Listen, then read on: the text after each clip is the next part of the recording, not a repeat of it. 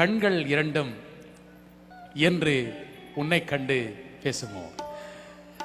இந்த பாடல் காட்சியில் நாட்டிய பேரொளி பத்மினியின் நடிப்பும் அவருடைய அழகும் இன்று வரும் இளம் கதாநாயகிகளுக்கு கூட இல்லாத அளவு சிறப்பான ஒரு இயற்கையான பெண்மையின் அழகு, பெண்மையின் மென்மை குலையாமல் பாடும் பி சுஷீலாவின் குரலும் அழகு. ரொம்ப நன்றி, ரொம்ப சந்தோஷம்.